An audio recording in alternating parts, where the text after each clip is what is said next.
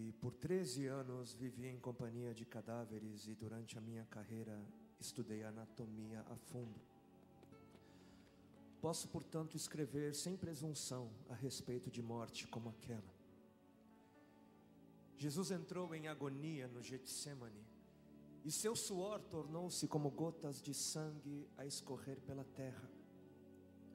O único evangelista que relata o fato é um médico, Lucas, e o faz com a precisão de um clínico. O suar sangue ou hematidrose é um fenômeno raríssimo. É produzido em condições excepcionais. E para provocá-lo é necessário uma fraqueza física, acompanhada de um abatimento moral violento, causado por uma profunda emoção, por um grande medo. O terror, o susto, a angústia terrível de sentir-se carregando todos os pecados dos homens devem ter esmagado Jesus. Tal tensão extrema produz o rompimento das finíssimas veias capilares que estão sob as glândulas sudoríparas, e o sangue se mistura ao suor e se concentra sobre a pele, escorrendo então por todo o corpo até a terra. Só para os irmãos entenderem qual é o estado de espírito que leva alguém a suar sangue. O terror, o susto, a angústia terrível de sentir-se carregando todos os pecados dos homens devem ter esmagado Jesus. Conhecemos a farsa do processo preparado pelos líderes religiosos, o envio de Jesus a Pilatos e o desempate entre Herodes e Pilatos. Pilatos teve que ceder e então ordenou a flagelação, o chicoteamento de Jesus. Os soldados despojam Jesus, tiram a roupa de Jesus e o prendem pelo pulso a uma coluna do pátio. A flagelação se efetua com tiras de couro múltiplas, sobre as quais são fixadas bolinhas de chumbo e pequenos ossos. Os carrascos devem ter sido 2, um de cada lado e de diferente estatura, e golpeiam com chibatadas a pele já alterada por milhões de microscópicas hemorragias do suor de sangue. A pele se dilacera e se rompe, o sangue espirra. A cada golpe Jesus reage em um sobressalto de dor. As forças se esvaem, um suor frio lhe impregna a fronte, a cabeça gira em uma vertigem de náusea, calafrios lhe correm ao longo das costas. Se não estivesse preso no alto pelos pulsos, cairia em uma poça de sangue. Depois o escárnio da coroação, com longos espinhos mais duros que os de acácia. Os algozes entrelaçam uma espécie de capacete e o aplicam sobre a cabeça de Jesus. Os espinhos penetram no couro cabeludo, fazendo-o sangrar, e os cirurgiões sabem o quanto sangra o couro cabeludo. Pilatos, depois de ter mostrado aquele homem dilacerado à multidão feroz, o entrega para ser crucificado. Colocam sobre os ombros de Jesus o grande braço horizontal da cruz, que pesa uns 50 quilos. A estaca vertical já está plantada sobre o Calvário. Jesus caminha com os pés descalços pelas ruas de terreno irregular, cheia de pedregulhos. Os soldados o puxam com as cordas. O percurso é de cerca de 600 metros. Jesus, fatigado, arrasta um pé após o outro, frequentemente cai sobre os joelhos e os seus ombros estão cobertos de chagas, de ferimentos.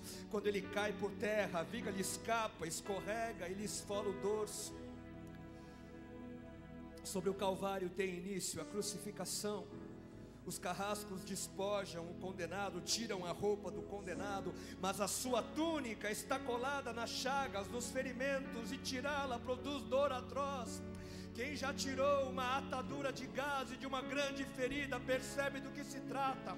Cada fio do tecido adere, cola a carne viva, e ao levarem a túnica se laceram as terminações nervosas postas em descoberto pelas chagas.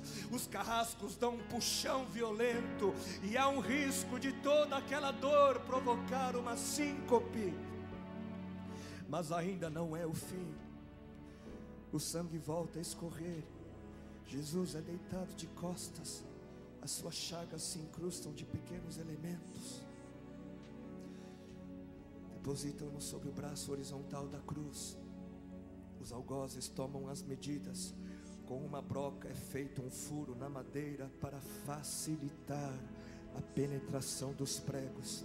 Os carrascos pegam um longo prego pontudo e quadrado, apoiam-no sobre o pulso de Jesus e com um golpe certeiro de martelo o plantam e o rebatem sobre a madeira. Jesus deve ter contraído o rosto assustadoramente, o nervo mediano foi lesado. Pode-se imaginar aquilo que Jesus deve ter provado: uma dor lancinante e agudíssima que se difundiu pelos dedos e espalhou-se pelos ombros, atingindo o cérebro.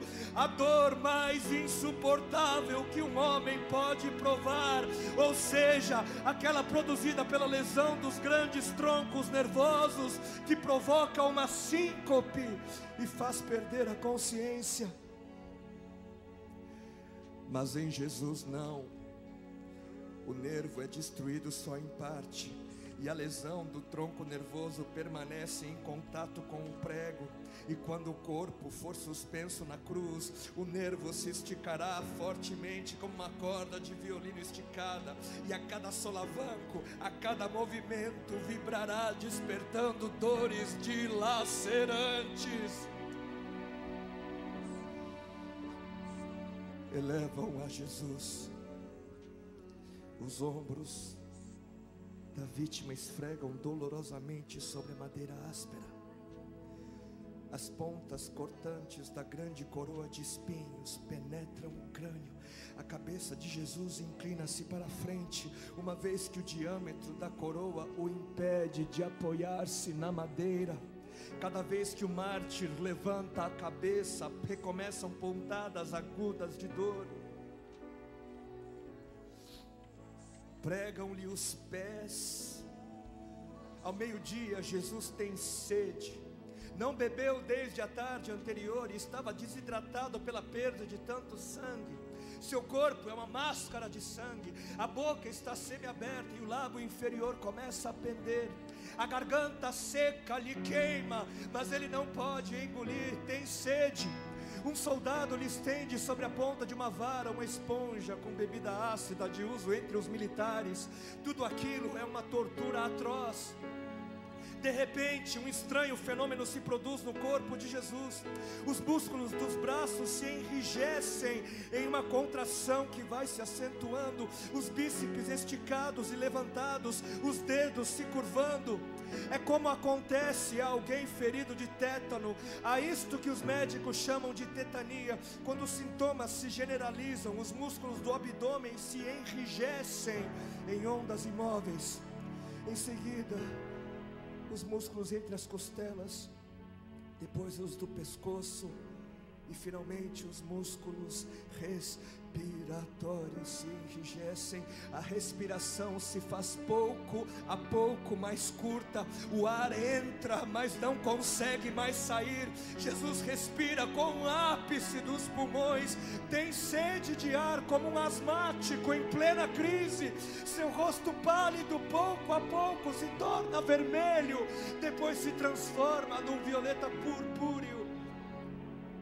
Jesus é envolvido pela asfixia. Seus pulmões cheios de ar não podem mais esvaziar-se. A fronte está impregnada de suor, os olhos saem fora de órbita. Mas de repente algo acontece. De repente algo acontece. Lentamente, com um esforço sobre-humano, Jesus toma um ponto de apoio sobre o prego dos pés. Ele esforça-se a pequenos golpes, se eleva, aliviando a tração dos braços.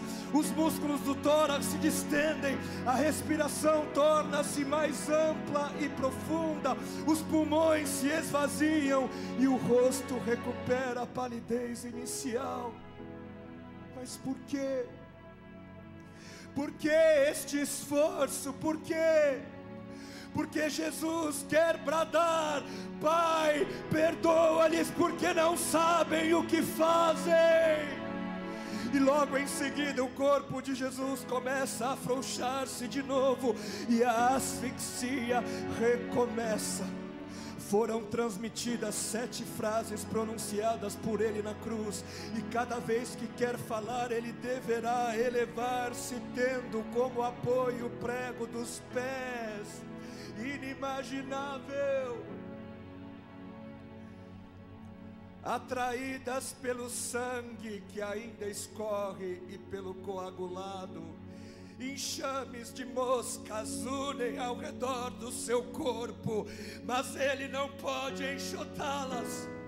Pouco depois o céu escurece, o sol se esconde, de repente a temperatura diminui, logo serão 3 da tarde, e depois de uma tortura que dura horas e horas, todas as suas dores, toda a sua sede, todas as cãibras, toda a asfixia, todo o latejar dos nervos medianos lhe arrancam um lamento: Deus meu, por que me desamparaste?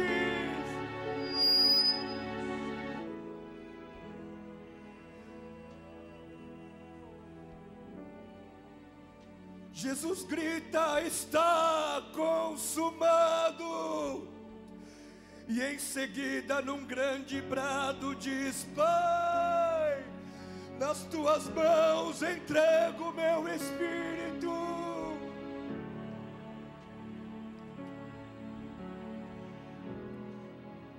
E morreu no meu lugar e no seu. Por que Jesus morreu na cruz? Por quê? Jesus morreu na cruz para que todo sofrimento pudesse ter fim. E essa é a última coisa que nós precisamos saber. Nós precisamos saber que tudo isso, toda dor, todo choro, todo sofrimento um dia vai acabar. Vai acabar. Graças ao sofrimento de Deus, todo choro, todo lamento deixará de existir. Deixará de existir.